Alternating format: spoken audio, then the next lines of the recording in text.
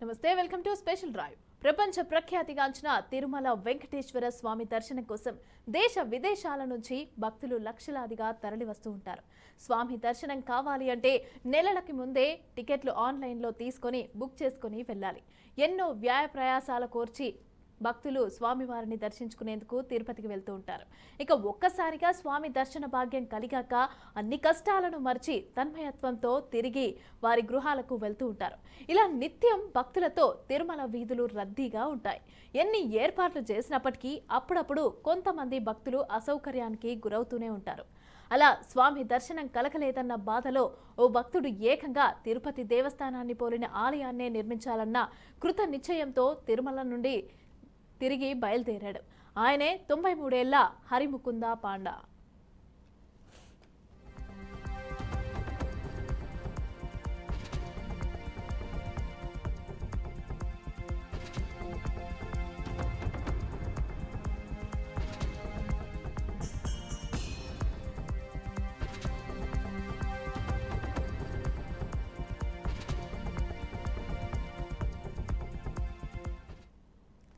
కొన్నేళ్ల క్రితం తిరుపతి వెంకటేశ్వర స్వామి దర్శనానికి వెళ్లిన భక్తుడు హరిముకుంద స్వామి దర్శనం కోసం క్యూ లైన్లో నిలబడి అక్కడున్న అధికారులతో తనకు ఆరోగ్యం సహకరించడం లేదని, కాళ్ల నొప్పులు వస్తున్నాయని ప్రాధేయపడ్డారు. ఆయన అక్కడున్న ఆలయ సిబ్బంది హరిముకుందను పట్టించుకోలేదట. కానీ అదే సమయంలో రాజకీయ నాయకుల రిఫరెన్స్ లెటర్లు తెచ్చిన వారిని దర్శనానికి లోపలికి పంపించారు అక్కడి సిబ్బంది. సామాన్యులకి, పేదవాళ్లకి వెంకటేశ్వర స్వామి దర్శనం చాలా కష్టతరం అయిందని, నాయకులకు, వీఐపీలకు రిఫరెన్స్ లెటర్లకి ఎక్కువ ప్రాముఖ్యత ఇస్తున్నారనే కోపంతో దర్శనం చేసుకోకుండానే వెనుదిరిగి వచ్చారట హరిముకుంద. స్వగ్రామానికి వచ్చిన వెంటనే తన తల్లి చిత్రపటం వద్ద జరిగిన విషయం చెప్పారు. అదే రోజు రాత్రి తన తల్లి హరిముకుంద కలలోకి వచ్చి సామాన్యులకి దర్శన భాగ్యం కలిగే విధంగా మన ఊరిలో వెంకటేశ్వర స్వామి దేవాలయాన్ని నిర్మించాలని చెప్పింది. ఈ నేపథ్యంలోనే తనకు ఉన్న 12 ఎకరాల భూమిలో ఆలయాన్ని నిర్మించినట్లుగా హరిముకుంద తెలిపారు. సుమారు 10 కోట్ల వ్యయంతో దేవాలయ పనులను ప్రారంభించి పూర్తి చేసినట్లుగా పేర్కొన్నారు ముకుంద.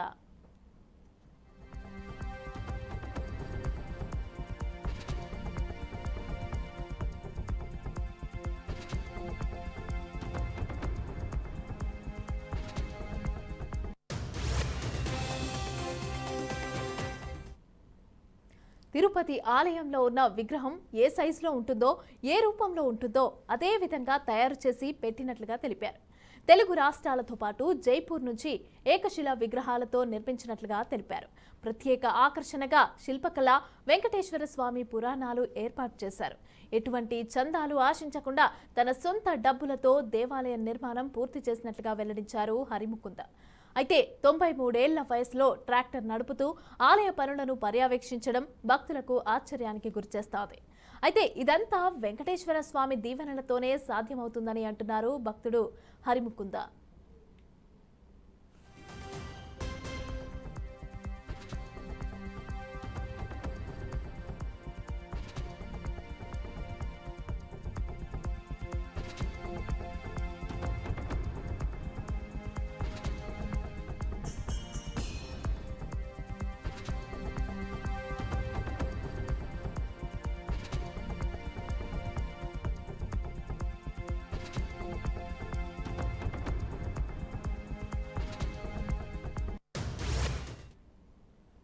ఆలయానికి సంబంధించిన విశేషాలను ఆలయ నిర్మాణకర్త హరిముకుందతో మా ప్రతినిధి రాము ఫేస్ టు ఫేస్.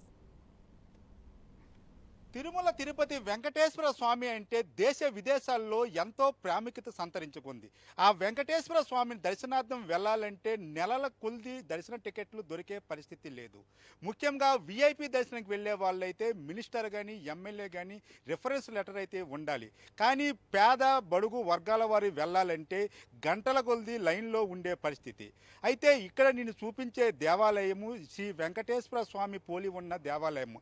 ఇది ఎక్కడ అని అనుకుంటున్నారా? పలాస మండలంలోని మెయిన్ సిటీలో ఉన్న ఈ దేవాలయం అనేది ఒక ముసలి 93 ఏళ్ల అరిముకుంద పండ అనే ఒక వ్యక్తి కట్టిస్తున్న దేవాలయం. అసలు తిరుమల తిరుపతి వెంకటేశ్వర స్వామి దర్శనంకి ఎందుకు ఈయన ఇంతగా ప్రాముఖ్యత ఇస్తున్నారు? ఈ గుడి కట్టడం వెనక కథ ఏమిటో అంటే ముఖ్యంగా మనం చూసుకుంటే ఈయన కొన్ని ఏళ్ల క్రితం తిరుమల తిరుపతి వెంకటేశ్వర స్వామి దర్శనానికని వెళ్ళి సమయంలో ఆ ఫ్రీ లైన్లో ఆరోగ్యం సహకరించక అక్కడ ఉన్న అధికారులను బతిమలాడి నాకు దర్శన భాగ్యం కలిగించండి, నా ఆరోగ్యం సహకరించట్లేదనేసి ప్రాధేయపడ్డాడు. అదే ప్రాధేయపడినప్పుడు కూడా అక్కడ ఉన్న అధికారులు కొంచెమైనా సరే కరుణ చూపించకుండా ఆ ముసలి ఆయనను విడిచిపెట్టకుండా తీవ్ర అవమానం అయితే చేశారు. అయితే ఈ అవమానాన్ని తట్టుకోలేక ఆ రోజు తను దర్శనం భాగ్యం కలగకుండా తిరిగి ఇంటికి ప్రయాణమయ్యాడు. అయినా ఆ అరిముకింద పండ అయితే ముఖ్యంగా మనం చూసుకుంటే ఆయన మాత్రం నాలాగే ఎంతోమంది వెంకటేశ్వర స్వామి దర్శనం కలగ చాలా నిరాశ చెందుతున్నారు. వాళ్ళందరి కోసం నేనే మరెందుకు ఆ వెంకటేశ్వర స్వామి పోలి ఉన్న దేవాలయాన్ని నిర్మించి భక్తులకి అందుబాటులోకి తెస్తానని ఒక శపథం పూనాడు. ఆ శపథం పూనవయ్యే తరువయ్యి అయితే అదే పోలికతో ఉన్న దేవాలయాన్ని నిర్మిస్తున్నాడు. అయితే ఈ దేవాలయం నిర్మిస్తున్న ఏదైతే స్థలం ఉందో ఆ స్థలం కాస్టు సుమారుగా 300 కోట్లనేసి మాత్రం చెప్తున్నారు. అయితే ఈ దేవాలయాన్ని నిర్మించడానికి సుమారు 50-60 కోట్లు కూడా అవుతుందనేసి ఒక అంచనా. ఇప్పటికే 95% పనులైతే పూర్తి చేసుకున్న దేవాలయంలో మనం చూస్తుంటే ముఖ్యంగా ఆర్కిటెక్ట్ ఇక్కడ హిందూ సాంప్రదాయం ప్రకారము హిందూలో ఉన్న రామాయణం, మహాభారతం, భాగవతాలను కళ్ళకు కట్టినట్లు చూపించే విధంగా ఇక్కడ ఆర్కిటెక్ట్ అనేది చాలా అద్భుతంగా ఆయన చెక్కబడ్డారు. అయితే ముఖ్యంగా చూసుకుంటే ఇక్కడ ఉన్న ఆర్కిటెక్ట్కి వచ్చేసరికి ప్రతిదును కూడా సుమారు 15 ఎకరాల విస్తీర్ణంలో ఈ ఆలయాన్ని నిర్మించి ఉన్నారు. అయితే ప్రతిదీ కూడా చాలా క్షుణ్ణంగా మనం చూసుకుంటే ఇక్కడ ఎంట్రన్స్లో చూసుకుంటే ఈ పరమశివుడి తాలూకా అవతారాలు అయితేనే ఆ శివుడి యొక్క రూపాలు, ఉగ్ర రూపాలను, అదేవిధంగా నంది, శివలింగాన్ని సాక్షాత్తు ఆ పరమేశ్వరులే ఇక్కడికి వచ్చేటట్లు తీర్చిదిద్ది ఉన్నారు. ఇక్కడ మనం చూసుకుంటే పార్వతీ పరమేశ్వరులు, అలాగే వినాయకుడు, కుమారస్వామి విగ్రహాలు, భద్రకాళి విగ్రహాలను కూడా ఇక్కడ స్పష్టంగా కనిపించేటట్లు ఇక్కడ యమధర్మరాజు, శివుడి తాలూకా ప్రతిమలు ఇక్కడ చెక్కబడి ఉన్నారు. అలాగే చూసుకుంటే ఆలయం మొత్తం కూడా చాలా అద్భుతంగా, ఎంతో ఆర్కిటెక్ట్గా, ఎంతో అద్భుతంగా భక్తులకి అందుబాటులో ఉండే విధంగా, తిరుపతి ఎల్లని భక్తులకి మాత్రం కనువిందు చేసే విధంగా కోట్లు ఖర్చు పెట్టేసి అయితే ఈ దేవాలయాన్ని నిర్మిస్తున్న పరిస్థితి మనం చూసుకుంటే ప్రతి ఒక్క గోడ మీద ఉన్న ఆ శిల్పాలు అయితేనేమి, ఆ రామాయణం, మహాభాగవతం సంబంధించిన ఏవైతే ఉన్నావో ఆ కావ్యాలను కూడా ఎంతో అద్భుతముగా, చాలా అద్భుతముగా ఆయనైతే చెక్కించబడింది. అయితే ముఖ్యంగా చూసుకుంటే ఇలాంటి దేవాలయము ఎక్కడ కూడా ఇంత డబ్బులతో ఎటువంటి డొనేషన్ లేకుండా కట్టే పరిస్థితి అయితే లేదు. అయితే ఈ దేవాలయం నిర్మించడం వెనక ఉన్న తాత్కారం ఏంటి, రహస్యం ఏమిటి, అరిముకింద పండా గారి మాటల్లోనే అడిగి తెలుసుకునే ప్రయత్నం అయితే చేద్దాం. అరిముకింద పండా గారు మనతో పాటు ఉన్నారు. ఈయన 93 ఏళ్ల వయసులో కూడా తానే స్వయంగా ట్రాక్టర్తో డ్రైవ్ చేసుకుని వచ్చి దగ్గరుండి ఈ దేవాలయాన్ని నిర్మిస్తున్న పరిస్థితి. అయితే దేవాలయం ప్రారంభించి సుమారు 6 సంవత్సరాలు అయితే అవుతుందని అంటున్నారు. అయితే ఇంకా కొద్ది రోజుల్లో ఈ దేవాలయం కూడా భక్తులకి అందుబాటులోకి తెస్తామని చెప్తున్నారు. అయితే ఈ దేవాలయం నిర్మించడం వెనకున్న రహస్యం ఏమిటి, కథ ఏమిటి, ఇంత పెద్ద ఎత్తున ఇన్ని కోట్లతో ఈ దేవాలయం నిర్మించడం గల కారణాలు ఏమిటో స్వయంగా అరిముకింద పండా గారిని అడిగి తెలుసుకునే ప్రయత్నం చేద్దాం. పండా గారు నమస్తే అండి. ఇక్కడికి వచ్చిన తర్వాత మాకు ఆ తిరుమల తిరుపతి వెంకటేశ్వర స్వామి దగ్గరికి వెళ్ళినంత భాగ్యం మాకు కలిగింది. కానీ మీరు ఈ వయసులో కూడా ఇంత భారీ ఎత్తున ఇంత పెద్ద దేవాలయం నిర్మించడం వెనక రహస్యం ఏమిటి? ఏమి రహస్యం లేదు. తిరుపతి వెళ్తే తిరుపతి దేవుడితో దర్శనం అవ్వలేదండి. అక్కడ టికెట్ తీసి లోపుకి వెళ్ళిన తర్వాత బయటికి పంపించారు, దర్శనం అవ్వలేదు. చాలా బాధపడి అక్కడ నుంచి వచ్చేసాము. మా మదర్కి ఇలా జరిగింది, వెళ్ళాము, దర్శనం అవ్వలేదని చెప్తే ఇక్కడే కడితే బాగుంటుందని మా మదర్ గారు ఇక్కడ 12 ఎకరాల జాగాలో 12 ఎకరాల 40 సెంట్ల జాగాలో దేవాలయం నిర్మించడానికి ఇచ్చేశారు. ఇక్కడ స్వామి దేవాలయం సేమ్ అలాగే చేయాలని చెప్పేసి మా అమ్మగారి అంత పరిరక్షణలు ఇవన్నీ జరిగింది. ఇప్పుడు 6 సంవత్సరాలు అయింది, ఇంకా పూర్తి అయిపోతుంది కొద్ది రోజుల్లో. ఈ కొద్ది రోజుల్లో ప్రతిష్ఠ చేస్తామని అవి చేస్తున్నామండి. అక్కడ దేవుడి దర్శనం అవ్వడం లేదు ఎవరికి కూడా, ఎందుకంటే జనం ఎక్కువ ఉంటున్నారు. తర్వాత లోపు చీకటిగా ఉంటుంది, దేవుడు కనబడడం లేదు. అక్కడ నిల్చుంటే అందరి బయట పంపించారు, వెంటనే తోసిస్తున్నారు. అయ్యా దేవుడి దర్శనం కాలేదంటూ కూడా ఎవరు ఇచ్చేయడం లేదు. ఆ బాధతో వచ్చి మా మదర్ గారు ఇక్కడ ఉన్నారు, మా మదర్ ఓన్ మదరు విష్ణుప్రియ పండాని అని ఆవిడికి చెప్తే ఆవిడ ఇక్కడే మనమే నిర్మించుతాం అని ఇక్కడ ప్రపోజల్ చేసి ఈ గుడిని నిర్మిస్తున్నాం అయ్యా. అంటే ఇప్పుడు మీరు 93 సంవత్సరాలు మీకు వయసు ఉంది. గతంలో వెంకటేశ్వర స్వామి దగ్గరికి వెళ్తే మీకు ఏ విధంగా దర్శనం కలిగేది, ఇప్పుడు అక్కడ ఏ విధంగా ఉంది పరిస్థితులు, అక్కడ వ్యవస్థలు అవని అధికారులు అవని వాళ్ళతో తీరు ఏ విధంగా ఉంది అనుకోవచ్చు? అంటే నేను చిన్నప్పుడు బాగా వెళ్ళేవాడినండి. నాకు 20 years నుంచి కూడా నేను మా ఫాదర్ నుంచి తిరుపతి వెళ్ళేవాడిను. చాలా చక్కగా దర్శనం అయ్యేది. అక్కడ ప్రసాదం కూడా చాలా బాగా దొరికేది. మేము అక్కడ 3 రోజులు 4 రోజులు ఉండి చాలా ఆనందంగా వచ్చేవాళ్ళం. అక్కడ ప్రతి 2 సంవత్సరాలు 3 సంవత్సరాలు వెళ్ళేవాడిను. నాకు ఏజ్ అయిపోయిన తర్వాత నేను 50-60 years తర్వాత మరి నేను వెళ్ళైపోయాను. ఇక్కడ నాకు వర్క్ మీద ఉండిపోయాను. ఆ తర్వాత ఎప్పుడెప్పుడు వెళ్ళేవాడిను. కానీ ఇప్పుడు చాలా కష్టం అండి, దర్శనం అవ్వడం లేదు. తర్వాత క్యూ అయిపోయింది చాలా వరకు. 350 రూపాయలు ఒక టికెట్ అండి. ఆ టికెట్ తీసి లోపుకి వెళ్ళాలా, సరే డబ్బు మటు ఉండి టికెట్ తీసి లోపు వెళ్తే కూడా క్యూలో చాలా టైం ఉండాలా. తెల్లారి మేము 11 గంటలకి క్యూలో నిలబడితే 2 గంటలకి లోపుకి వెళ్ళామండి. అంత కష్టపడి వెళ్ళాలా. తీరమూసి వెళ్తే అక్కడ ఎవరు వెంటనే 2-3 ఉంటున్నారు, బయటికి తోయి చేస్తున్నారు, వెళ్ళిపోని తోయిస్తున్నారు. అంటే ఎవరైనా డబ్బులు ఉన్న వాళ్ళు చూసుకుంటే ఎవరికి కూడా సహాయం చేసిన పరిస్థితి లేదు. అంటే ఇప్పుడు సుమారు 13 ఎకరాలు అంటే సుమారు ఒక 200 కోట్ల ఆస్తి, 200 పైనే కోట్లు ఉంటుందని ఒక అంచనా ఉంది. ఇంత ఆస్తిని కూడా ఆ వెంకటేశ్వర స్వామి కోసం, సాధారణమైన భక్తుల కోసం మీరు కేటాయించడం వెనక ఏంటి మీ ఇందులో వచ్చిన ఆనందం ఏంటి? మీకు ఇన్ని కోట్లు ఖర్చు పెడుతున్నారు కదా. అంటే మా సొంత మదర్ గారు చాలా దైవభక్తి ఉంటారు.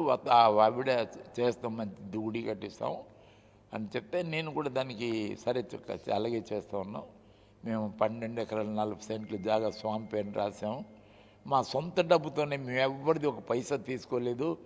ఏ దేవస్థానందైనా ఎవరిదైనా ఒక్క పైసా తీసుకుండా మా సొంత డబ్బు ధనంతో మేము కట్టిస్తున్నామండి. మా మదర్ గారు సొంత డబ్బుతోనే కట్టిస్తున్నారు మా మదర్ గారు. అంతేగాని ఎవరిది ఒక పైసా తీసుకోవడం లేదు. మా సొంత ధనంతో మేము కడుతున్నాం. దీనికి 12 ఎకరాలు 40 సెంట్ల జాగా స్వామిపేట రాసాం.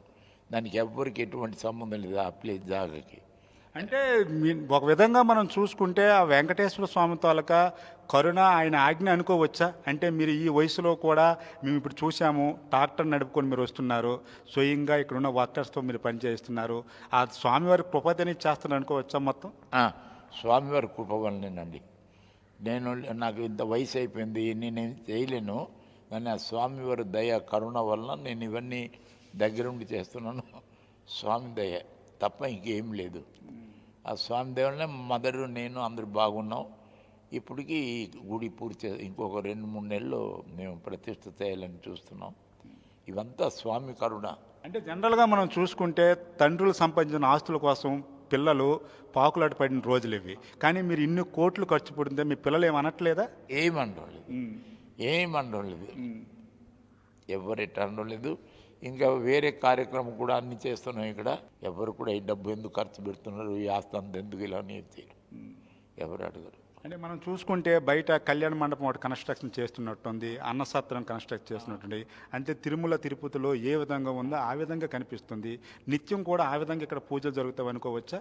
అలాగే నిత్యం అన్నదానం, నిత్యాలు పూజలు అన్నీ జరగాలని మేము చేస్తున్నాం. తర్వాత స్వామి దయ ఎలా ఉంటుందో మాకు తెలియదు. ఇప్పుడు అలాగే చేయాలని మా మనసులో ఉంది. మేము అలాగే చేస్తున్నాం. అది స్వామి కరుణ. ఆ స్వామి దయ వలన ఇవన్నీ జరుగుతుందండి. మాది ఏమీ లేదు. ఆ స్వామి చిన్నప్పటి నుంచి ఆ స్వామికి మేము పూజిస్తాం.